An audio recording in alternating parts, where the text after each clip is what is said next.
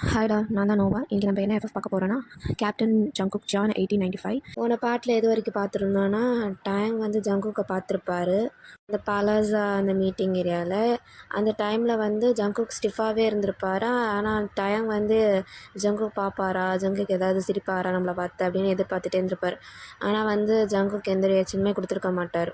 அதை நினச்சி Tang feel பண்ணிகிட்ருப்பாங்க. இந்தமாரி என்னாச்சு கேப்டன் ஜானுக்கு, ஏன் என்னை பார்த்து எந்த எக்ஸ்ப்ரெஷன் கொடுக்க மாட்டார், ஏதோ டயர்டாக ஃபீல் பண்ணுறாரா, அதை ப்ராப்ளமா அப்படின்னு சொல்லிட்டு யோசிச்சிட்டே இருப்பாங்க.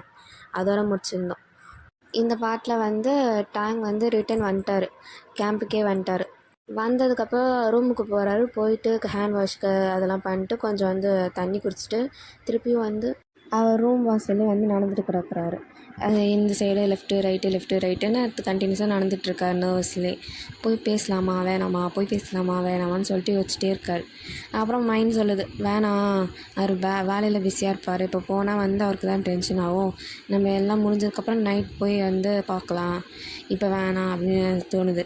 இன்னொன்று வந்து உடனே போய் பார்த்துடலாம், எதுக்கு, அவரும் தானே ஹாப்பியாக ஃபீல் பண்ணுவார், அவரும் தானே வெயிட் பண்ண சொன்னார் அப்படின்னு சொல்லிட்டு அவருக்கு தோணுது. இன்னொன்று அவனை யோசிச்சுட்டே சரி போயிடுவோன்னு சொல்லிட்டு ஒரு தன்னம்பிக்கைலாம் வளர்த்துட்டு டேங் வந்து கேப்டன் ஜியான் இருப்பார்ல அந்த பிளேஸில் போய் நின்ட்டார். நான் ஒரு ரூம்க்கு வெளியே நின்றுட்டு அவர் நடந்துகிட்டே இருக்கார். வேணா திரும்பி ஒரு ரிட்டர்ன் போயிடலாமா அப்படின்னு சொல்லிட்டு யோசிச்சுட்டே நடந்துகிட்ருக்காரு. அப்போ தூரத்துலேருந்து பார்த்தா ஏதோ ஒரு உருவம் தெரியுது. இவர் கண்ணும் அவ்வளோ தெரில, என்னடா யாரோ வர மாதிரி இருக்கே அப்படின்னு சொல்லிட்டு பார்க்குறா. ஆனால் யாரும் தெரில.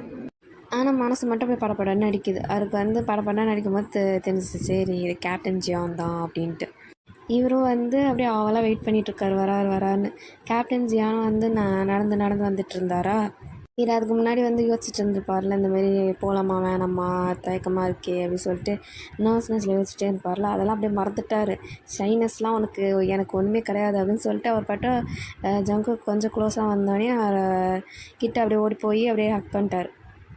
பண்ணிவிட்டு வந்து இந்தமாரி ஜங்குக் கிட்டே சொல்கிறாரு, அதாவது கேப்டன் ஜியான் அவர்கிட்ட சொல்கிறாரு, இந்தமாரி வந்து நான் உங்களை எவ்வளோ திரும்ப மிஸ் பண்ணேன் அப்படின்னு சொல்லிட்டு கண்டினியூஸாக வந்து கட்டிப்பிடிச்சி சொன்னார். அப்புறம் வந்து ஹக்லேருந்து ரிமூவ் ஆனதுக்கப்புறம் கேப்டன் ஜியானோட ஃபேஸ் பார்த்தோன்னே டேங்க் வந்து ரொம்ப மிஸ் பண்ண ஆரம்பினோடனே வந்து கிஸ் பண்ணிப்பார். ஆனால் வந்து ஜங்குக் வந்து ரிட்டன் கிஸ்ஸே பண்ணியிருக்க மாட்டார். அதாவது கேப்டன் ஜியான் வந்து ரிட்டன் கிஸ்ஸே பண்ணியிருக்க மாட்டார். அப்படியே வந்து பிளாங்காக நின்றுட்டு இருப்பார். ஜஸ்ட்டு வந்து பார்த்துட்டே தான் இருப்பார், டேங்க் என்ன தான் பண்ணுறாப்புல அப்படின்னு சொல்லிட்டு பார்த்துட்டே இருப்பார் தவிர எந்த ரியாக்ஷனுமே கொடுத்துருக்க மாட்டார். அதே வந்து ஒரு மாதிரி டேங்க் ஒரு மாதிரி ஆக்வர்டாக ஃபீல் ஆகி அவரே வந்து கிஸ் பேக் வந்துப்பார். அதாவது கிஸ் பேக் பண்ணாமல் அப்படியே அந்தமாரி இருந்ததுனால அவர் அப்படியே வேணான்னு சொல்லிட்டு ஸ்டாப் பண்ணிட்டு அப்படியே பேக்வேர்டு வந்திருப்பார். வந்துட்டு ஜங்குக்கே ஒரு மாதிரி பார்த்துட்டு அப்பயும் வந்து மூஞ்செல்லாம் சோகமாகாமல் ஒரு மாதிரி சிரித்தார், ஆக்வர்ட்லேயே சிரிச்சுட்டு எனக்கு தெரியுது நான் தான் லூஸ் மாதிரி பண்ணிட்டேன் அப்படின்னு சொல்லிட்டு ஜங்குக்கோட லிப்ஸை தொடச்சி விட்டு, உங்களுக்கு டயர்டாக இருக்கும்ல உங்களுக்கு, நான் தான் வந்து நடுவில் வந்து டிஸ்டர்ப் பண்ணிட்டேன் போல், நான் நைட்டு வந்திருக்கணும் கொஞ்சம் பேசுகிற டைமுக்கா, நம்ம வழக்கமாக மீட் பண்ணுவோம்ல அந்த ஸ்பாட்டில் வந்து மீட் பண்ணியிருக்கணும், தெரியாதனமாக இப்போ நடுவில் நீங்கள் ப்ரெஷரில் போய்ட்டுருக்கும்போது இந்த மாதிரி பண்ணிட்டேன், சாரி அப்படி சொல்லிட்டு டேங் வந்து கேப்டன் ஜியானை பற்றி சொல்கிறார். கேப்டன் ஜியான் அதுக்கும் எந்த எக்ஸ்ப்ரெஷனும் கொடுக்கல, ஓகே இல்லை அப்படிலாம் அது சொல்லலை. அவர் பட்டும் அப்படின்னு சொல்லிட்டு நின்றுட்டே இருந்தார். அந்த எக்ஸ்ப்ரெஷன் பார்க்கும்போதே டேங்க் ஒரு மாதிரி என்னடா ஒரு மாதிரி வித்தியாசமாக இருக்கே அப்படின்னு சொல்லிட்டு, இது நம்ம கேப்டன் ஜியான் இல்லையே அப்படின்னு சொல்லிட்டு அவருக்கு ஃபீலிங்லேயே இருந்துச்சு. இருந்தாலும் சரி நம்மளே ஜோயாக பேசுவோம், ஏன்னா வந்து ஃபஸ்ட்டு ஸ்டார்டிங் மூமெண்ட் வந்து ஒரு மாதிரி ஆக்வர்டாக எடுத்துகிட்டு போயிட்டோம், கொஞ்சம் ஜோவியலாக எடுத்துப்போம் அப்படின்னு சொல்லிட்டு அவர் ஜங்குக் அதாவது கேப்டன் ஜான் வந்து செயின் தந்திருப்பார்ல, அந்த செயின் என் கழுத்தில் தான் இருக்குது அப்படின்னு சொல்லிட்டு டேங் சொல்கிறாரு. அதுக்கு வந்து கேப்டன் ஜான் அதுக்கும் எந்த ரெஸ்பான்ஸும் பண்ணல. ஒரு நிமிஷம் உங்களுக்காக நான் கஷ்டப்பட்டு ஒன்று ஸ்டிச் பண்ணியிருக்கேன், இருங்கன்னு சொல்லிட்டு ஜங்குக்கை பார்த்து டேங் ஹைப் ஆகிட்டே வந்து ஒரு பாக்கெட்லேருந்து அந்த ஃபோல்ட் பண்ணி வச்சுருந்த அந்த ஹேண்ட் கர்ச்சீஃப் எடுக்கிறாரு. அவர் கையிலே வந்து ஓனாக ஸ்டிச் பண்ணியிருப்பார்ல. அதுக்கப்புறம் கூட வந்து இந்தமாரி இன்னும் நான் நிறையா ஸ்டிச் பண்ணுவேன் கேப்டன் ஜியானுக்காக அப்படின்னு சொல்லிட்டு போய் அதை வாங்க போய் தான் அவங்க அம்மாவுக்கு வந்து ஆக்சிடெண்ட் அதெல்லாம் ஆயிருக்குமே, அந்த ஹேண்ட் கர்ச்சீஃப் தான் வச்சுருப்பார். ஃபஸ்ட்டு பண்ண ஹேண்ட் கர்ச்சீஃப் வச்சுட்டு இந்தமாரி இது தான் உங்களுக்காக தான் பண்ணேன் அப்படின்னு சொல்லிட்டு ஜங்குக் கிட்ட நீட்டுறாரு. அதை பார்த்தோன்னே கேப்டன் ஜியானும் வந்து இந்தமாரி எனக்காக பண்ணிங்களா அப்படின்னு சொல்லிட்டு கேப்டன் ஜியான் வந்து கேட்குறாரு. அப்போ தான் முதல் முறையாக வாயை திறந்து எனக்காக பண்ணியா அப்படின்னு சொல்லிட்டு டேங்க் கிட்ட வந்து கேட்டிருப்பாரு. அதுவும் வந்து அந்த ஹேண்ட் கர்ச்சீஃபையும் அட் த சேம் டைம் வந்து டேங்க் பண்ணும்போது அவர் கையில் வந்து அந்த பேண்டேஜெலாம் போட்டிருப்பார்ல, அந்த காயத்தையும் பார்த்துட்டே கேட்பார், எனக்காக பண்ணிங்களா அப்படின்ட்டு. அதுக்கு டேங்கும் ஆமாம் உனக்காக தான் அப்படின்னு சொல்லியிருப்பார். உடனே கேப்டன் ஜியானா அதை வாங்கி வச்சுப்பாரு. வாங்கி வச்சுட்டு அப்படியே பார்த்துட்டே இருக்கும்போதே வந்து டேங்க் கேட்பாரு இந்த மாதிரி, "நல்லாயிருக்கா, உனக்கு பிடிச்சிருக்கா?" அப்படின்னு சொல்லிட்டு கேட்பார்.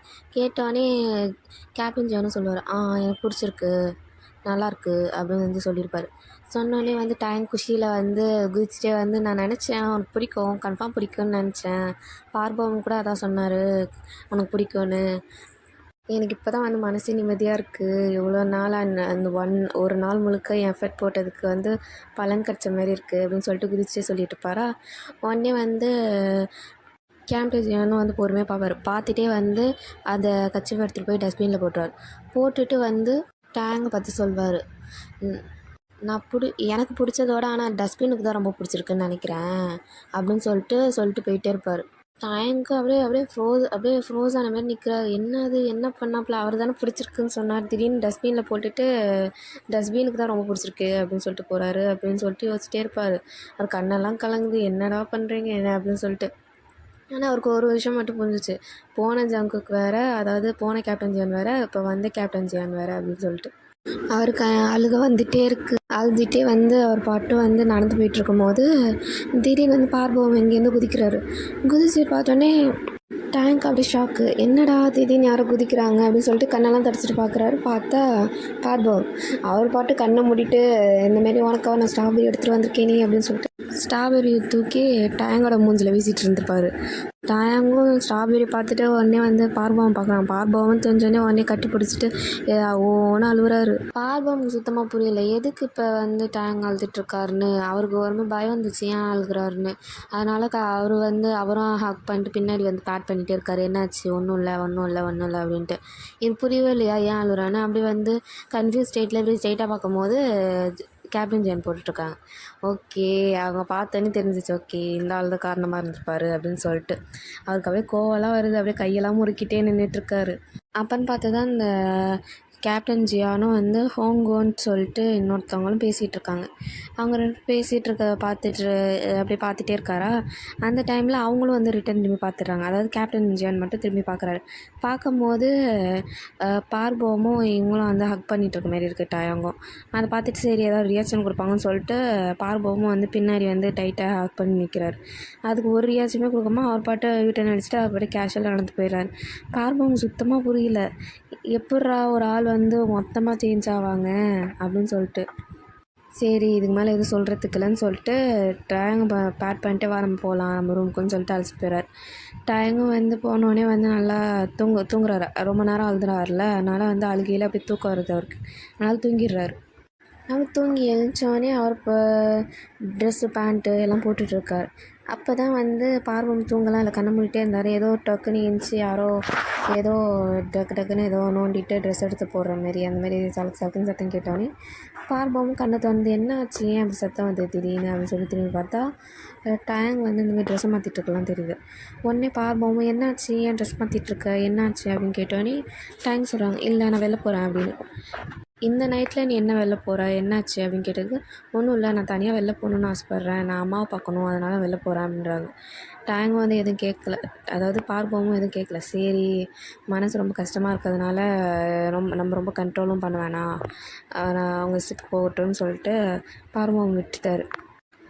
டேங் வந்து ட்ரெஸ் எல்லாம் மாட்டிட்டு பேக்கை மாட்டிட்டு வந்து அவர் ரூமை விட்டு வெளில வந்து ரோட்டில் நடந்து போயிட்டுருக்காரு. நடந்து போயிட்டுருக்கும்போது திடீர்னு எவனோ ஒருத்தன் இருட்டில் இருந்து பிடிச்சி இழுக்கிறான். பிடிச்சி இழுத்தோடனே வந்து வாயை மூக்கெல்லாம் பிடிச்சி அமுக்குறான். அப்போ திடீர்னு வந்து பின்னாடியிலேருந்து மண்டையில் பொட்டுன்னு யாரோ அடிக்கிறாங்க. அடித்தோடனே வந்து அவன் கீழே விழுந்துடுறான். அந்த மாஸ்பட் பையன் டேங்கும் கீழே விழுந்துடுறாரு. கீழே விழுந்துட்டே வந்து அழுதுகிட்டே வந்து திரும்பி பார்த்தா வந்து அதாவது கேப்டன் ஜியான் தான். இவர் பார்த்துட்டு வந்து அழுதுகிட்டே சொல்கிறாரு, நீங்கள் வருவீங்கன்னு எனக்கு தெரியும்" அப்படின்னு சொல்கிறாரு. சொல்லிட்டு இருக்கிறத வந்து கேப்டன் ஜியானும் பார்த்துட்டு எதுவும் ரெஸ்பான்ஸ்லாம் பண்ணல. அவர் பாட்டு திடீர்னு வந்து அந்த மாஸ்க் போட்டு ஏஞ்ச பர்சனை போட்டு அடின்னு அடித்து அவர் துவச்சி எடுத்துடுறாரு. அந்த பையனும் வந்து கீழே விழுந்துடுறான்.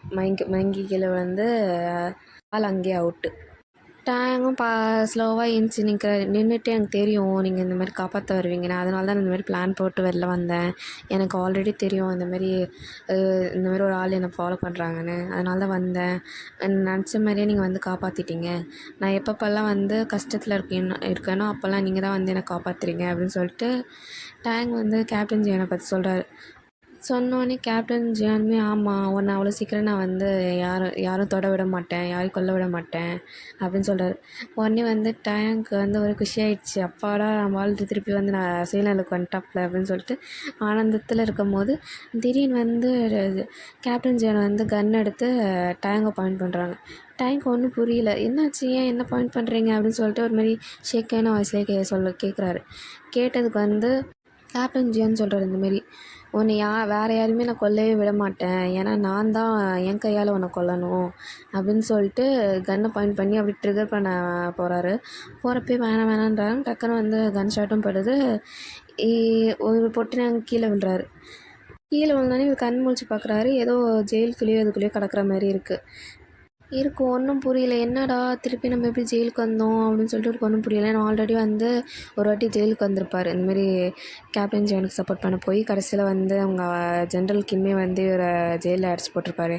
அந்தமாரி கடந்திருப்பார். அந்த ஞாபகம்லாம் வருது இவருக்கு. இவர் தூரத்துலேருந்து யாரோ பார்த்தா வந்து கேப்டன் ஜியான் நிற்கிற மாதிரி இருக்குது. இவர் வந்து கேப்டன் ஜியானை பார்த்து கேட்குறாரு, ஏன் என்னாச்சு, என்ன நடக்குது இங்கே அப்படின்னு சொல்லிட்டு கேட்கும் போது 2 சோல்ஜர் வந்து அந்த ஜெயிலில் வந்து இதெல்லாம் வெளியில் பூட்டியிருப்பாங்களா, அந்த லாக்கெல்லாம் ரிமூவ் பண்ணிட்டு உள்ளே ஸ்லோவாக 3 பேர் வராங்க. 2 சோல்ஜரு, நடுவில் வந்து கேப்டன் ஜியான் 3 பேருமே வராங்க. வந்துட்டு வந்து கேப்டன் ஜியான் வந்து சொல்கிறாரு, 2 பேருமே போய் அவன் கையை பிடிச்சி கட்டி போடுங்க அப்படின்னு. உடனே வந்து 2 பேரும் கையெல்லாம் கட்டி போட்டுட்டு இருக்கும் போதே வந்து திடீர்னு வந்து ஒரு சோல்ஜர் வந்து டேங்கோட வயிற்றுலேயே வந்து குத்திடுறாரு. குத்தினோடனே அவர் வயிறு வலி தாங்க முடியாமல் அவர் டொப்புன்னு கீழே விழுந்துறாங்க. கீழே விழுந்ததை பார்த்தோன்னே வந்து கேப்டன் ஜியான் வந்து எதுக்கு அடிச்சாவனே அப்படின்னு சொல்லிட்டு தடுக்க வந்தார். வந்துட்டு வந்து நான் என்ன பண்ண சொன்னோன்னு அது மட்டும் பண்ணு, தேவையில்லாமல் முந்திரி கொட்டை மாதிரி இந்த மாதிரிலாம் பண்ணாத அப்படின்னு சொல்லிட்டு கேப்டன் ஜியான் வந்து அந்த சோல்ஜர் பிடிச்சி திட்டுறாங்க. உடனே அவரும் வந்து சாரி பாஸ் அப்படின்னு சொல்லிட்டு சைலண்ட் ஆகிடுறாரு. அதுக்கு இந்தமாரி கேப்டன் ஜியானும் அப்படியே முறைச்சிட்டே அப்படியே வந்து டேங்கை பார்க்குறாரு. டேங்க் பார்த்துட்டு அவர் கீழே வயிறு வலியில் துடிச்சிட்ருக்காரு. வயிறுலேயே ஒரு ஷாட் விட்டாங்களா, அதனால் வயிறு வலியில் துடிச்சிட்ருக்காரு. உடனே வந்து கேப்டன் ஜியான் அப்படியே நீல் டவுன் பண்ணி டேங்கை பார்க்குறாரு. டேங்க் வந்து அப்படி துடிச்சிட்டே இருப்பாரா. அதை வந்து கேப்டன் ஜியான் பார்த்து, இன்னும் அடிக்கவே ஸ்டார்ட் பண்ணல, அதுக்குள்ளே நீ திரிக்க ஆரம்பிச்சிட்ட, நிஜமாலே வந்து உனக்கு அடித்தா வந்து என்ன ஆகும் அப்படின்னு சொல்லிட்டு டேங்கை பார்த்து கேட்டிருப்பாரு. கேட்டோடனே வந்து டேங்க் ஒன்றும் புரியல, என்ன ஆச்சு, என்னை ஏன் அப்படி டார்ச்சர் பண்ணுற அப்படின்னு சொல்லிட்டு ஜங்குக்கை பார்த்து அதாவது கேப்டன் ஜியானை பற்றி கேட்டிருப்பாரு. கேட்டதுக்கு ஏன் உனக்கு தெரியாதா, உனக்கு தெரியாத மாதிரி ஏன் நடிக்கிற அப்படின்னு சொல்லிட்டு இவர் பாட்டு சிரிக்க ஆரம்பிச்சிடுறாரு ஒரு மாதிரி ஈவலாக. சிரிச்சுட்டு இந்த சோல்ஜர் இருப்பாங்களா, அவங்கக்கிட்ட வந்து பேரல் எடுத்துருவாங்க அப்படின்றாங்க. உடனே அவங்களும் பேரல் எடுத்துகிட்டு வராங்க. பேரல் ஃபுல்லாக வந்து தண்ணி நிரப்பப்பட்டு வச்சுருக்காங்க. அந்த பேரலை பார்த்துட்டு இந்த பேரல் ஒன்று ஞாபகம் இருக்கா அப்படின்னு சொல்லிட்டு டேங்கை பார்த்து கேட்குறாரு கேப்டன் ஜியான். டேங்கும் புரியலல்ல. அவர் வந்து பார்த்துட்டு இருக்கும்போது டேங்க் சொல்கிறார், இந்த பேரலால் தான் நீங்கள் என்னென்னு கொன்னேன் அப்படின்னு சொல்லிட்டு டேங்கை பார்த்து அவர் சொல்கிறார். சொன்னே டேங்க் ஒன்றும் புரியல, நான் எப்போ கொன்னேன், நானும் உங்கள் அண்ணனுக்கு வந்து கொல்லலை அப்படின்னோடனே நீ தான் கொன்னேன், எனக்கு நல்லா தெரியும் அப்படின்னு சொல்லிட்டு கேப்டன் ஜியான் சொல்கிறார். சொன்னோடனே அவருக்கு வந்து ஒரு மாதிரி புரிய ஆரம்பிச்சு, சரி நம்மளுக்கு முன்னாடி இருந்த டேங்க் வந்து ஏதோ வேலையை கட்டிட்டு போயிட்டார் அப்படின்னு சொல்லிட்டு. இவரும் அதுக்கப்புறம் எதுவும் பேசலை. கேப்டன் ஜியானும் நிற்கல. அவர் பாட்டும் ரொம்ப கோவம் ஆரம்பிச்சோடனே வந்து அந்த இதுலேருந்து வெளில போயிட்டார். போகும்போது சொல்லிட்டு போனார், அதுமாரி நான் எப்போ வேணாம் போதும் அப்படின்னு சொல்லிட்டு ஸ்டாப் அந்தமாரி சொல்கிறனோ அப்போ தான் நிறுத்தணும், அது வரைக்கும் இந்த பனிஷ்மெண்ட் கொடுத்துட்டே தான் இருக்கணும் அப்படின்னு சொல்லிட்டு 2 கார்டுக்கிட்டே சொல்லிட்டு போயிடுறாரு. இந்த 2 கார்டும் வந்து அந்த கயிறு கட்டி போட்டிருப்பாங்களா, அதெல்லாம் ரிமூவ் பண்ணிட்டு டேங்கை தூக்கிட்டு வராங்க. தூக்கிட்டு வந்து அந்த பேரலில் தண்ணி இருக்கும்ல, அது போட்டு அதில் வந்து டேங்கோட மண்டையை போட்டு முக்குன்னு முக்குறாங்க. முக்கி வந்து ஒரு 5 மினிட்ஸ் 3 மினிட்ஸ் கிட்ட வைக்கிறாங்க. மூச்சு எப்போ வேணாலும் சுத்தமாக முடியலையோ அப்போ தான் வெளியே எடுக்கிறாங்க. டேங்க் வந்து ஃபஸ்ட்டு வாட்டி மண்டையை எடுத்து அந்த தண்ணியில் விட்டப்பயே அவருக்கு வந்து தலைலாம் கிருகிருன்னு சுற்றிருக்கும். ரொம்ப நேரமாக 3 மினிட்ஸ் கிட்ட அந்த பேரலுக்குள்ளேயே வந்து மண்டையை பிடிச்சி அமுக்க இருப்பாங்களா. வெளில எடுத்தோடனே அவருக்கு அப்பாடா உயிரோடு இருக்கும் அந்தமாதிரி தோணிக்கும். திருப்பியும் வந்து மண்டையை எடுத்துகிட்டு போய் அந்த தண்ணியிலே முக்கியிருப்பாங்க. அகெயின் நடக்கணுன்னே டேங்க் அப்படி ஒரு மாதிரி டயர்டாகிடுது. டயர்டாகி அப்படியே கீழே விழுந்துட்டார். இந்த மாதிரி விழுந்ததை பார்த்தோன்னே கேப்டன் ஜியானும் போதும் அப்படின்னு சொல்லிட்டு நிறுத்திருப்பார். நிறுத்திட்டு வந்து அவர் பாட்டும் போயிருப்பார். போனோடனே இந்த சோல்ஜர்ஸும் வந்து பின்னாடி அந்த கேட்டெல்லாம் லாக் பண்ணிட்டு அவங்களும் போயிடுறாங்க. இங்கே வந்து டேங்க் தான் வந்து ஃபுல்லாக வெட்டில் அப்படியே வந்து அப்படியே நடுங்குது அவளுக்கு கால்லாம். ஏன்னா அவ்வளோ நேரம் தண்ணியில் போட்டு முக்கியிருப்பாங்க, மூச்சு வேறு திணறுது, அவர் குளிரும் தாங்க முடியல.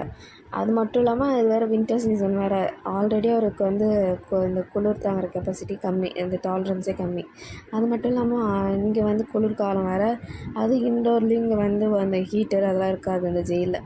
அதனால் அவருக்கு அப்படியே கால் கையெல்லாம் நடுங்குது, அப்படியே ஃப்ரீஸ் ஆகிடும் போல் இருக்குது. அப்புறம் டேங்க் கொஞ்சமாக வந்து முட்டி போட்டு உட்காந்துட்ருக்காரு. அவருக்கு கையெல்லாம் அப்படியே நடுங்குதில்ல, அப்படியே அதை கை ரெண்டையும் வந்து ஹோல்ட் பண்ணிவிட்டு அப்படியே உட்காந்துட்ருக்காரு தேய்ச்சிட்டு உட்காந்துட்ருக்கும் போது அவருக்கு புரியவே இல்லை. ஏன்னா வந்து இவரை கேப்டன் ஜியானா தான் இவர் ரொம்ப நாளாக வந்து உயிருக்கு உயிராக விரும்பிட்டு இருந்தார். அவரும் வந்து ரிட்டனும் வந்து விரும்பினார். ஆனால் கடைசியில் வந்து ஒரு வெளிநாட்டுக்கு போன ஒரு இதனால வந்து மொத்த ஃபீலிங்ஸும் மாறுமா அப்படின்னு சொல்லிட்டு மனசே ஹர்ட் ஆகிடுச்சு. அது மட்டும் இல்லாமல் இப்போ நம்ம ஹர்ட் ஆகிருக்கிறதுக்கு காரணம் நம்மளே கிடையாதே. அதாவது முன்னாடி ஸ்ட்ராங்காக இருந்தால் தானே காரணம். நம்ம எப்படி இதை வந்து நம்ம கேப்டன் ஜான் கிட்ட சொல்கிறது? சொன்னாலும் நம்புவாரா? இவர் இப்போ நம்ம ரொம்ப வந்து பாஸ்ட்லலாம் இருக்கோம், அதாவது ரொம்ப ஹிஸ்டாரிக்கல் பீரியடில் தானே இருக்கோம் அப்படின்னு சொல்லிட்டு அந்த ஒரு ஃபீலிங். அப்படியே குனிஞ்சு கையை பார்க்குறாரு. கையை பார்த்தா வந்து கையில் ஃபுல்லாக அந்த பேண்டேஜாக இருக்குது. ஏன்னா இவர் கேப்டன் ஜானுக்காக ஒரு தச்சிருப்பார்ல ஹேண்ட் கர்ச்சீஃப், அது மூலயமா வந்து காயெல்லாம் ஏற்பட்டிருக்கும்ல, அதெல்லாம் யோசிச்சு பார்க்குறாரு. அந்த கர்ச்சீஃபை இவர் வந்து டஸ்ட்பினில் போடுறதுக்காக எவ்வளோ மெனக்கெட்டு நான் கையில் ரத்தம் வாங்கி உயிரை காவு கொடுத்து மெனக்கெட்டு தைச்சேன் அப்படின்னு சொல்லிட்டு அதை நினச்சி அவருக்கு இன்னும் வந்து அழுகையாக வருது. அப்படி யோசிச்சு அழுதுகிட்டே இருக்கும் போதே அப்படியே வந்து கீழேருந்து ஒரு பொண்ணு வந்து ரொம்ப அழுகுறியா, ரொம்ப ஃபீல் பண்ணுறியா அப்படின்னு சொல்லிட்டு அந்த தரை இருக்குல்ல, தரையிலேருந்து அப்படியே வருது. பார்த்தா அந்த ஏஞ்சல் ஃபேரி வந்து முன்னாடி வந்திருப்பாங்களா, அவங்க வந்து வழி தவறி போயிடுவாங்க. கார்டனில் நின்றுட்டுருக்கும் போது வந்து அந்த ஏஞ்சல் ஃபேரி வந்திருப்பாங்களா, அவங்க வந்து தரையிலேருந்து வராங்க. அவங்கள பார்த்தோன்னே அப்போ தான் டைமுக்கு வந்து அப்பாடா வந்துட்டிங்களா அப்படின்னு சொல்லிட்டு கேட்குறாங்க. கேட்டோடனே அந்த ஃபேரியும் வந்து ஆமாம் வந்துட்டேன், என்னை ரொம்ப எதிர்பார்த்த போலையே, என்னை நிறைய இடத்துல தேடினியோ அப்படின்னு சொல்லிட்டு டேங் பார்த்து கேட்குறாங்க. அதுக்கு டேங்கும் ஆமாம் நான் உன்னை ரொம்ப தேடிட்டே இருந்தேன், எப்போ வரேன்னு கடைசியில் ஒரு வழியாக வந்துட்டேன் அப்படின்னு சொல்லிட்டு டேங் சொல்கிறாரு. அதுக்கு அந்த ஃபேரியும் வந்து இப்போ நீ இருக்க சுச்சுவேஷன் பார்த்தா நான் கரெக்டான டைமுக்கு தான் வந்திருக்கேன் அப்படின்னு சொல்லிட்டு உங்ககிட்ட நான் 2 விஷயம் சொல்ல வேண்டியது இருக்குது. ஒன்று ஒரு நல்ல விஷயம், இன்னொன்று வந்து ரொம்ப மோசமான விஷயம் அப்படின்னு சொல்லிட்டு டேங்கிட்ட சொல்கிறாங்க.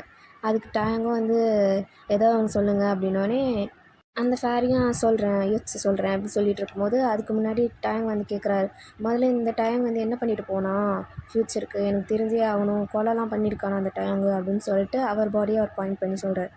அதுக்கு அந்த ஃபேரியும் ஆமாம் நீ அன்றைக்கே கேட்டிருக்கணும், அன்றைக்கி நீ ஒழுங்காக கேட்கல, அன்றைக்கி மேபி நீ ஒழுங்காக கேட்டிருந்தாலும் நான் சொல்லியிருக்க மாட்டேன், அது வேறு விஷயம், நான் சொல்ல வந்த பேட் நியூஸே அதுதான் அப்படின்னு சொல்லிட்டு அந்த ஃபேரியும் சொல்கிறாங்க. சொல்லிவிட்டு இந்தமாரி டேங்கை பாயிண்ட் பண்ணிட்டு உன் உடம்புல முன்னாடி இருந்தாங்களே அவங்க என்ன திரும்ப பண்ணாங்க அப்படின்னு சொல்லிட்டு டேங்கிட்ட சொல்கிறாரு. இந்தமாரி முன்னாடி இருந்த டேங் வந்து ரொம்ப அரகண்ட்டான பர்சன், ரொம்ப ரூடான பர்சன். அவங்க அப்பா மூலிமா ரொம்ப இன்ஃப்ளூயன்ஸ் ஆகி அவங்க அப்பாவோட வார்த்தையெல்லாம் வந்து என்ன சொன்னாலும் அப்படியே தட்டாமல் கேட்பான். அதனாலேயே வந்து அவன் வந்து கேப்டன் ஜியானோட அண்ணா இருக்காங்கள்ல, அவங்களும் ஃப்ரெண்டாக தான் இருந்தாங்க ஸ்டார்டிங்கில். ஆனால் வந்து கேப்டன் ஜியானோட அண்ணா வந்து ரொம்ப பவர்ஃபுல்லான பர்சன் ஆனால் வந்து ஸ்கில்லில் பவர்ஃபுல்லான பர்சன். என்ன தான் வந்து அவங்க பேக்ரவுண்ட் வீக்காக இருந்தாலும் அவங்க வேலையிலையும் சரி, அவர் வந்து டேலண்ட்லேயும் சரி அவரை அடிச்சிக்கவே முடியாது. அதனால் வந்து கிம் டேங்க்கு வந்து பொறாமை வந்துச்சு. அந்த பொறாமையினால தான் வந்து அவங்க ஃப்ரெண்ட்ஷிப்பே பிரேக் ஆச்சு. அது மட்டும் இல்லாமல் அதுக்கு நடுவில் வந்து டேங்க் பிடிச்ச ஒரு பொண்ணு வந்து கேப்டன் ஜியோனோட அண்ணாவுக்கு பிடிச்சிருச்சு. அந்த பொண்ணுக்கும் பிடிச்சி 2 பேரும் லவ் பண்ண ஆரம்பிச்சிட்டாங்க. அது தெரிஞ்ச வந்து டேங்க் வந்து பொறுத்துக்க முடியாமல் அவங்க ஆல்ரெடி இருந்த பொசசிவ் ஜெலஸ் எல்லாம் ஒன்றா சேர்ந்து, அது மட்டும் இல்லாமல் ஜென்ரல் கிம்மு வந்து ஏற்றி விட்டு கடைசியில் கொலை பண்ணுற அளவுக்கு வந்துருச்சு. அது கொலை பண்ணதுக்கப்புறம் வந்து அவங்களுக்கு இந்தமாரி தம்பி இருக்கான், அவங்க பேர் கேப்டன் ஜியான், அதெல்லாம் தெரிய வந்ததுக்கப்புறம் டேங்க் வந்து டெய்லியும் கில்ட்டாக ஃபீல் ஆகிட்டு இருந்துச்சு. அது மட்டும் இல்லாமல் எப்படியாவது ஒரு நாள் வந்து ஜங்குக் வந்து எப்படி இருந்தாலும் எனக்கு கொலை வருவான் அப்படின்னு சொல்லிட்டு அப்பயே உன்னோட உடம்புல இருந்த டேங்க் தெரிஞ்சிச்சு. அதனால் என்ன பண்ணுறதுன்னு தெரியாமல் டெய்லியும் வந்து ப்ரே பண்ணிகிட்டு இருந்தான், எப்படியாவது நான் இந்த உலகத்துக்குள்ளே இருக்க வேணாம், வேறு ஏதாவது உலகம் இருந்தால் அதில் அனுப்பி விட்ருன்னு ப்ரே பண்ணிகிட்டு இருந்தான். அந்த டைமில் தான் நீனும் வந்து இந்தமாரி ரிசர்ச்சுக்கு தேடிட்டு இருந்த, அதாவது 1894 என்ன நடந்துச்சுன்னு தெரிஞ்சுக்கணும், கேப்டன் ஜியானுக்கு என்ன நடந்துச்சு தெரிஞ்சுக்கணும் அப்படின்னு சொல்லிட்டு தேடிட்டு இருந்த. ரெண்டு பேருமே ஒரே நேரத்தில் வேண்டிகிட்டு இருந்ததுனால தான் நீங்கள் ஸ்விட்ச் ஆனீங்க அப்படின்னு சொல்லிட்டு அந்த ஃபேரி வந்து சொல்கிறாங்க. டயாங்க் அப்படியே ஐயோ! இப்போ அவருக்கு வந்து இந்த ஊருக்கு, அதாவது இந்த டைம்லைனுக்கு வந்ததுன்னு நினச்சி அவரால் ஃபீலும் பண்ண முடியல. ஏன்னா அவர் கேப்டன் ஜியானை இப்போ அதனால தான் பார்க்க முடிஞ்சிச்சு, இந்த டைமுக்கு வந்ததுனால தான். அதையும் நினச்சி அவரால் ஃபீல் பண்ண முடியல. அட் த சேம் டைம் வந்து இந்த டைமில் வந்து மாட்டினதுனால தான் இப்போ இவ்வளோ கஷ்டப்படுறாரு. அதனால் அவர் என்ன சொல்ல முடியுறதுன்னு தெரியாமல் அப்படியே முழிச்சிட்டே கிடக்குறாரு. அப்படியே முழிச்சு பார்த்துட்டு இருக்கும் போதே வந்து ஃபேரிங் கேட்குறாங்க, நான் கிட்ட ஒன்று சொல்லணும்னு நினச்சேன், நீ எவ்வளோ தைரியம் இருந்தால் நீ வந்து அவங்க கூட க்ளோஸ் ஆவ, இப்போ பாரு நீ எந்த நிலைமையில் இருக்கன்னு. நான் அதனால தான் முன்னாடியே படித்து சொன்னேன், நீ அவங்க கூட க்ளோஸ் ஆகாதன்னு சொல்லிட்டு நான் ஸ்டார்டிங்லேயே சொன்னேன். நீ எதுக்காக வந்தியோ அந்த வேலையை தவிர நீ எல்லா வேலையும் பண்ணிட்ட அப்படின்னு சொல்லிட்டு டயங்க பிடிச்சி கத்துறாங்க. கத்துனது மட்டும் இல்லாமல் நீ இப்போ என்ன நிலைமையில் இருக்கன்னு பாரு, இந்தமாரி இருப்பேன்ற ஒரே காரணத்தினால தான் நான் ஸ்டார்டிங்லேயே உன்னை வார்ன் பண்ணேன், ஆனால் இப்போ பாரு நீ என்ன நிலைமையில் இருக்கன்ட்டு, கடைசியில் வந்து எண்டிங்கிறது ஒன்று தான் அப்படின்னு சொல்லிட்டு டேங்க்கு பிடிச்சி அட்வைஸ் பண்ணிகிட்டு இருந்தாங்க. அட்வைஸ் பண்ணிகிட்டு இருந்தது மூலியமாக மட்டும் இல்லாமல் இந்தமாரி சொல்கிறாங்க, நீ இப்போ உன்னால் வந்து ஃப்யூச்சரே சேஞ்ச் ஆகிருக்கும், நீ என்ன பண்ணியிருக்க தெரியுமா, டேங் நீ மாற்றிட்ட மொத்தத்தையும். இப்போ வந்து கேப்டன் ஜீனா உயிரோடு இருக்கார், அதே ஆச்சரியமாக இருக்குது, நீ மொத்தத்தையும் மாற்றுற, அது ஃப்யூச்சரில் எப்படி வேணால் மாறலாம், அது கேப்டன் ஜியானோட நேமையும் பாதிக்கலாம். ஏன்னா வந்து ஃப்யூச்சரில் கேப்டன் ஜியானோட பேர் ஒரு நல்ல நிலமையில இருந்துச்சு, இப்போ நீ மாற்றினதுனால வந்து எப்படி வேணால் அது போர்ட்ரேட் பண்ணப்படலாம், நீ இப்போ என்ன பண்ண போகிற அப்படின்னு சொல்லிட்டு ஃபேரி பிடிச்சி கத்துது. டேங்க்கு என்ன சொல்கிறேன்னு தெரியல, அவர் தலையை குனிஞ்சிட்டு சாரி அந்த ஒரு வார்த்தை தான் சொல்கிறாரு. சொல்லிவிட்டு யோசிக்கிறாரு, நம்ம பண்ண ஒரு சின்ன தப்புனாலே என்னென்னலாம் நடக்குது அப்படின்னு சொல்லிட்டு ஃபீல் பண்ணிகிட்டு இருக்கும்போது ஃபேரி இன்னொரு ஆப்ஷன் கொடுக்குறாங்க, இப்பயும் ஒன்றும் ஆகலை, நீ இப்போயே வந்து திருப்பி ஃப்யூச்சர் போனாலும் சொல்லு, நான் வந்து திருப்பி ஸ்விட்ச் பண்ணி விட்டுறேன் ஷோவில் அப்படின்னு சொல்கிறாங்க. இல்லைனாலும் ஒரு பிரச்சனை இல்லை, நீ இங்கே இருந்து அவஸ்தைப்படு அப்படின்னு சொல்லிட்டு ஃபேரி சொல்கிறாங்க. அதுக்கு வந்து டேங்க் ரொம்ப நேரம் யோசிக்கிறார், போகலாமா வேணாமான்னு. இந்த சுச்சுவேஷன்லேயே விட்டுட்டு போகிறதுக்கும் அவருக்கு பிடிக்கல. அட் த சேம் டைம் வந்து அவருக்கு இங்கேருந்து கஷ்டப்படவும் விருப்பம் இல்லை, அதனால் யோசிச்சிட்டே இருக்கார். ஃபேரியும் வந்து ஸ்லோவாக உட்காந்து டயங்கோட கையை பிடிச்சிட்டு ரொம்ப யோசிக்காத, எதாக இருந்தாலும் ஓகே தான் அப்படின்னு சொல்லிட்டு ஃபேரி சொன்னோடனே டயங் நான் இங்கே இருக்கேன் அப்படின்னு சொல்லிட்டு கண்ணை மட்டும் சொல்கிறாரு. ஃபேரியும் அதுக்கப்புறம் வந்து உன் இஷ்டம், இதுக்கு மேலே நான் எதுவும் சொல்கிறதுக்கு இல்லை அப்படின்னு சொல்லிட்டு அவங்க கையை விட்டுட்டு பின்னாடி வந்து நின்றுட்டு சொல்கிறாங்க, என்ன வேணால் பண்ணிக்கோ, என்ன வேணால் சேஞ்ச் பண்ணி ஃப்யூச்சரில், அதை பற்றி எனக்கு கவலையே இல்லை, ஆனால் வந்து கேப்டன் ஜியான் வந்து சாகும்போது வந்து ஒரு சோல்ஜராக தான் சாகணும், சோல்ஜராக மீன்ஸ் கொரியாவோட ஒரு சேவராக தான் சாகணும், எப்படி போரிட்டு வந்து கொரியாவை காப்பாற்றி வந்து ஹிஸ்ட்ரியில் வந்து அவர் நேம் இருக்கோ அதே மாதிரி தான் இருக்கணும், அதில் எந்த சேஞ்சஸும் இருக்கக்கூடாது, அவர் மேலே எந்த ஒரு பிளாக் மார்க்கும் இல்லாமல் இப்போ எப்படி இருக்கோ, அதாவது நீங்கள் எப்படி விட்டுட்டு போகும்போது அவர் நேம் இருந்துச்சோ அந்த நேமில் தான் இருக்குமே தவிர வேறு எதுவுமே அவர் ரிலேட்டடாக நீ சேஞ்ச் பண்ணக்கூடாது ஃப்யூச்சரில் அப்படின்னு சொல்லிடுறாங்க. சொன்னது மட்டும் இல்லாமல் உன்னோட லைஃப்பை நீ எப்படி வேணால் சேஞ்ச் பண்ணிக்கலாம், அதுவும் ரைட்ஸு, நான் அதை சொல்ல மாட்டேன், ஆனால் ஜங்குக்கோட லைஃப்பில் நீ எதுவுமே விளையாடக்கூடாது அப்படின்னு சொல்லிட்டாங்க. விச் மீன் வந்து ஜங்குக் கன்ஃபார்ம் ஆகுது, கேப்டன் ஜங் கன்ஃபார்ம் செத்து தான் ஆகணும், அதுவும் அவங்க சொல்லப்பட்ட டைமில் வந்து கன்ஃபார்ம் போரில் வந்து காப்பாற்றி அவர் உயிர் விடுற மாதிரி தான் இருக்கும் அப்படின்னு சொல்லிட்டு டேங்க் புரியுது. அது ஆனால் வலிக்குது மனசு, எப்படி இவரை காப்பாற்றுறதுக்காக தான் நான் இவ்வளோ டைம் பண்ணேன், கடைசியில் வந்து என்னையே வந்து அவர் செத்தே ஆகணும், அதை நீ வந்து மாற்றக்கூடாது அப்படின்னு சொன்னால் என்ன அர்த்தம்னு சொல்லிட்டு டேங்க் ஒரு மாதிரி அழுகையாக வருது. அப்புறம் லாஸ்ட்டாக ஃபேரியும் வந்து நான் போகிறேன், ஆனால் திருப்பி இந்த டேட் அப்புறம் பண்ணினா நான் சும்மா இருக்க மாட்டேன் அப்படின்னு சொல்லிட்டு அவங்க மறைஞ்சிடுறாங்க. டேங்க் வந்து அந்த ஃபேரி போனோடனே இன்னும் ரொம்ப லோன்லியாக ஃபீல் ஆக ஆரம்பிச்சிச்சு. அவர் பாட்டு வந்து அந்த முட்டி போட்டு இருப்பார்ல, அப்படியே 2 காலையும் வந்து பிடிச்சிட்டு உட்காந்துட்ருக்காரு. பிடிச்சிட்டு உட்காரும்போது யோசிக்கிறாரு, அது எப்படி ஒரு பர்சனோட மனசு அவ்வளோ சீக்கிரம் மாறுது, எப்படி மாறும், அவர் தானே ப்ராமிஸ் பண்ணார், நான் பண்ணலையே அப்படின்னு சொல்லிட்டு யோசிக்கிறாரு. யோசிச்சுட்டு மேபி ஒருத்தவங்களுக்கு ஜஸ்டிஸ் வாங்குறதுக்காக வந்து போராடும் போது ஒரு லவ் மறையுதுன்னும் போது அவங்க ப்ராமிஸும் மறைகிறதுல வந்து ஒரு டவுட்டும் கிடையாது, நம்ம இனிமேல் யாரையும் நம்பவும் முடியாது அப்படின்னு சொல்லிட்டு அவர் பாட்டும் கீழே சாஞ்சிட்டு வந்து அவர் கூட ரொம்ப ஹெவியாக இருக்கிறதுனால அவர் வந்து அழுக ஆரம்பிச்சிட்டாரு. இதுக்கு மேலேயும் வந்து எப்படி கண்ட்ரோல் பண்ணிட்டுன்னு உட்காந்து ஒவ்வொன்றா அழுதுட்டுருக்காரு. கண்லேருந்து தண்ணி தனியாக ஊற்றுது. கண், மூஞ்சி, காதெல்லாம் ரொம்ப ரெட் ஆயிடுச்சு. அப்படியே அவர் பாட்டு படுத்துட்ருக்காரு. அப்படியே வந்து ஃப்ளாஷ்பேக் சைடு போனால் வந்து டேங் வந்து கேப்டன் ஜானும் சுட்டிருப்பாரு. அப்படியே மயங்கிருப்பேன்னு சொன்னேன்ல, அவர் சுடவும் போது டேங் வந்து மயக்கம் போட்டார் அந்த பயத்திலே. அந்த புல்லெட் வந்து பின்னாடி தான் போயிருக்கும், டேங் மேலே சுட்டிருக்காது. டேங் மயக்கம் போட்டு வந்தோடனே பின்னாடியிலேருந்து லீசா கத்திட்டே வந்திருப்பாங்க, ஜங்குக் நிறுத்து அப்படின்னு சொல்லிட்டு. இந்த சைடும் வந்து கேப்டன் ஜான் அப்படி திரும்பி பார்க்குறாரு, என்ன யார் கூப்பிட்றாங்கன்ட்டு. திரும்பி பார்த்தா வந்து லீசா கத்திட்டே வருவாங்க, நீ என்ன கண்ட்ரோலை விட்டு வந்து என்னென்னலாம் பண்ணிகிட்ருக்க, சுட வர, என்ன பண்ணிகிட்ருக்க, ரிவெஞ்ச் எடுக்கிறியா, நீ ஜஸ்டிஸ் தானே வேணும்னு சொன்ன, கடைசியில் என்ன ரிவெஞ்ச் எடுக்கிற, யார் மேலே எடுக்கிறன்னு தெரியுதா உனக்கு அப்படின்னு சொல்லிட்டு பிடிச்சி கத்துறாங்க. அது கேப்டன் ஜான் அது சொல்ல அப்படியே நின்று தான் இருக்காரு. லீசா சொல்கிறாங்க, நீ வந்து உங்கள் அண்ணனுக்காக எடுக்க போகிறன்றது ஜஸ்டிஸ் தான் நீ சொன்ன, ஆனால் கடைசியில் நீனே ரிவெஞ்ச் எடுக்கிற, அது எப்படி ரிவெஞ்ச் எடுக்கிற, ரொம்ப ப்ரூட்டலாக இருக்குது அப்படின்னு சொல்லிட்டு லீசா சொல்கிறாங்க. சொல்லிகிட்டு இருக்கும்போது இந்த சைடு டேங் வந்து கீழே வந்துருப்பாங்களா, அதை பார்த்தோன்னே வந்து ஜங்குக் வந்து தூக்கிட்டு போகிறாரு. அதாவது கேப்டன் ஜான் வந்து தூக்கிட்டு போயிருப்பாங்க. வந்து அதுக்கப்புறம் தான் வந்து அவங்க ஜெயிலெல்லாம் போட்டு அந்த விஷயம்லாம் நடந்திருக்கும். அப்படி இந்த சைடு வந்து ஜெயிலெல்லாம் விட்டு அவர் அந்த டைமில் மயக்கம் போட்டு தானே இருந்திருப்பாங்க. அப்படியே இந்த சைடு வரும்போது தான் ஜங்குக் வந்து யோசிப்பார், அது கேப்டன் ஜான் வந்து யோசிச்சுப்பார். இது மாதிரி வந்து டேங் வந்து எப்படி பார்க்கணுன்னு ஆசைப்பட்டார். ஏன்னா இந்த 1 டே 2 டே கேப்பில் வந்து அதுக்கப்புறம் வந்து கிறிஸ்மஸ் வரும். கிறிஸ்மஸ் வந்ததுக்கப்புறம் டேங் பார்க்குற மாதிரி தான் இருந்துச்சு. அப்போ எப்படி வந்து மீட் பண்ண ஆசைப்பட்டிருப்பாருன்னா, இந்தமாரி போனோடனே ஹக் பண்ணணும், போனோடனே வந்து ஹக் பண்ணி அப்படியே தூக்கிட்டு அப்படியே வந்து ஊர் முழுக்க சுற்றணும், இவ்வளோ நாள் என்ன நடந்துச்சு அதெல்லாம் ஷேர் பண்ணணும், அப்படிலாம் வந்து நிறைய ஆசைப்பட்டிருப்பார். அதெல்லாம் நினச்சி ஃபீல் பண்ணிகிட்ருப்பார். அதோடு வந்து அந்த ஃப்ளாஷ்பேக் முடியுது. இந்த சைடு வந்து லீசா வந்து கேப்டன் ஜானோட ரூமுக்குள்ளே வராங்க. வரும்போதே வந்து கேப்டன் ஜான் வந்து ஏதோ பேப்பர் ஒர்க் பண்ணிகிட்ருக்காங்க. அவங்க இந்த கேஸ் ரிலேட்டடாக வந்து பேப்பர் ஒர்க் பண்ணிகிட்ருப்பாங்க. அதை வந்து லீசா பார்த்துட்டு எதுவும் சொல்லாத பாட்டு வந்து ஸ்லோவாக வந்து பக்கத்தில் இருக்க கவுச்சில் வந்து உட்காருவாங்க. உட்காந்துட்டு அப்படியே லீசா வந்து சொல்கிறாங்க, நீ இவ்வளோ வெறி பிடிச்ச மனுஷன்னு எனக்கு இப்போ தான் தெரியுது அப்படின்னு சொல்லிட்டு கேப்டன் ஜானை பற்றி சொன்னோன்னே அவர் வந்து உடனே அந்த பேப்பர் ஒர்க்கெல்லாம் எல்லாத்தையும் வந்து கீழே போட்டு வந்து லீசாவை பார்த்து திருப்பி ஆரம்பிக்கிறியா அப்படின்னு சொல்லிட்டு கேட்குறாங்க. கேட்டோடனே வந்து லீசாவும் வந்து கேப்டன் ஜானை பார்த்து, ஆமாம் நீ எவ்வளோ வந்து டேங் லவ் பண்ண எனக்கு தெரியும், அப்படி இருக்கும்போது அந்த பர்சனே வந்து இவ்வளோ ஹர்ட் பண்ணுவேன்னு நான் நினச்சி கூட பார்க்கல அப்படின்னு சொல்லிட்டு லீசா வந்து சொன்னோன்னே இங்கே வந்து கேப்டன் ஜானுக்கு ரொம்ப கோவம் வந்துருச்சு. இந்த இருந்த பேப்பர் ஒர்க்கு அந்த டேபிளில் தானே உட்காந்து பண்ணிப்பாங்க, எல்லாத்தையுமே தூக்கி அடிச்சுட்டு எனக்கு என்ன பண்ணணும் எனக்கு தெரியும், எங்கள் அண்ணா இல்லாமல் நான் எவ்வளோ கஷ்டப்பட்டேன் எனக்கு தான் தெரியும், நீ ஏதோ பேசணுன்றதுக்காக பேசாத, நம்ம 2 பேரும் இங்கே வந்தது நான் உன்னோட பெனிஃபிட்காகவும் என்னோடய பெனிஃபிட்காக தான், உன்னோட லவ்வரை வந்து கொலை பண்ணவங்களை கண்டுபிடிச்சி கொலை பண்ணணுன்றதுக்காக நீ வந்திருக்க, என் அண்ணனை வந்து கொன்னவங்களை கண்டுபிடிச்சி கொல்லணுன்றதுக்காக நான் வந்திருக்கேன், 2 பேருமே இங்கே பெனிஃபிட் ரிலேஷன்ஷிப் தான் இருக்கும், ஸோ வந்து நீ உன் வேலையை பாரு ஏன் வேலையை பார்க்குறேன்னு சொல்லிட்டு ஜங்குக் வந்து கத்த ஆரம்பிச்சிட்டாங்க. அதாவது கேப்டன் ஜான் வந்து கத்துறாரு.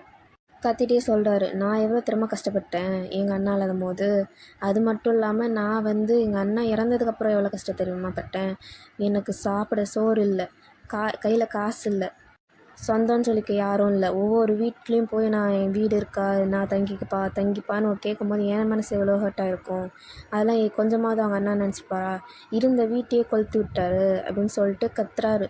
இதெல்லாம் பண்ண ஆளை வந்து நான் எப்படி வந்து உயிரோட விட முடியும் அப்படின்னு சொல்லிட்டு கேப்டன் ஜான் வந்து கத்துறாரு. கத்திகிட்டு இருக்கும் போதே வந்து லீசா சொல்கிறாங்க, எனக்கு என்னமோ வந்து டேங் பண்ணிப்பான்னு தோணல, ஏன்னா நான் பேசியிருக்கேன், நான் பேசின வரைக்கும் வந்து அவர் இந்த கொலை பண்ண மாரியோ அந்த மாரிலாம் எதுவுமே தோணலை, எனக்கு வேறு யாரோ பண்ணியிருப்பாங்கன்னு தான் தோணுது அப்படின்னு சொல்லிட்டு லீசா சொல்கிறாங்க. ஆனால் வந்து கேப்டன் ஜான் வந்து சொல்கிறாங்க, நானும் அதுதான் நினச்சேன், அப்படி தான் நினச்சேன், ஏன் வேணுன்னு அந்த விஷயம் வந்து டேங் பண்ணிக்கக்கூடாதுன்னு, ஆனால் வந்து எனக்கு வந்து நான் எவ்வளோ வேணுனோ அதுக்கு எதிர்மாறாக வந்து எல்லா ப்ரூஃபுமே இருக்குது, என்னால் இதுக்கு மேலே வந்து டேங்கை நம்ப முடியாது, கன்ஃபார்ம் வந்து டேங் தான் கொலை பண்ணியிருக்காங்க அப்படின்னு சொல்லிட்டு லீசாவை பற்றி சொல்கிறாங்க. ஆனால் வந்து எனக்கு எவ்வளோ திரும்ப வெறியாக இருந்துச்சு, நான் ரிட்டன் வரும்போது அந்த ஒரு நாள் முன்னாடி டேங்கோட ஃபேஸை வந்து அந்த கொலை பண்ணாங்க, எங்கள் அண்ணனை கொலை பண்ணாங்க அந்த லிஸ்ட்டில் பார்க்கும்போது எனக்கு எவ்வளோ திரும்ப கோவம் வந்துச்சு, பார்த்த இடத்துலே வந்து அவனை சுட்டிருக்கணும், பார்த்த நேரத்துலேயே அவனை வந்து எரிச்சிடணும், அப்படிலாம் கோவம் வந்துச்சு. எல்லாம் வந்து அவன் எனக்கு அந்த ஹேண்ட் கர்ச்சீஃபை ஸ்டிச் பண்ணி எடுத்துகிட்டு வந்து கை முன்னாடி நீட்டும்போது அந்த கை அவ்வளோ காயத்தோடு இருக்கும்போது எல்லாமே எனக்கு அப்படியே பறந்து போச்சு. அப்படியே கட்டி பிடிச்சி வந்து என்ன நடந்துச்சு, என்ன நடக்குது அதெல்லாம் சொல்லணும்னு தோணுச்சு. ஆனால் 1000 தான் இருந்தாலும் அவன் வந்து கொலைகாரன் அப்படின்னு சொல்லிட்டு லீசா கிட்ட சொல்கிறாங்க. அதுக்கு வந்து லீசாவும் வந்து எந்திச்சு சொல்கிறாங்க, ஈவன் என்னோடய பாய் ஃப்ரெண்டை வந்து எங்கள் அப்பா கொன்னப்பயும் வந்து நான் அவர் மேலே வெறுப்படைஞ்சேன். இவர் ஏன் என் ஆளை கொன்னார் அப்படின்னு சொல்லிட்டு எனக்கு கோவம் வந்துச்சு. அவரை வந்து கஷ்டப்படுத்தாத நாள் இல்லை. ஆனால் கடைசியில் தான் எனக்கு தெரிய வந்துச்சு, என்னோடய பாய் ஃப்ரெண்ட் என்னை யூஸ் தான் பண்ணிக்கிட்டான். எங்கள் அப்பா வந்து என்னை ப்ரொடெக்ட் தான் பண்ண ட்ரை பண்ணாங்கன்ட்டு. அப்புறம் தான் எனக்கு தெரிஞ்சிச்சு நான் எவ்வளோ பெரிய தப்பு பண்ணியிருக்கேன்னு. ஏன்னா ஒவ்வொரு நாளும் வந்து எங்கள் அப்பா வந்து பக்கத்து ரூமில் இருந்து அழுவார். அப்போல்லாம் நான் அதை கேட்காத மாதிரியே விட்டுருவேன். ஏன்னா வந்து என் பாய் ஃப்ரெண்டை கொன்னதுக்காக. கடைசியில் இப்போ நினைக்கும்போது அதை நினைக்கும்போதே எனக்கு அழுகையாக வருது அப்படின்னு சொல்லிட்டு லீசாவும் வந்து கண்ணெலாம் கலந்து ஒரு மாரி அழுக ஆரம்பிக்கிறாங்க.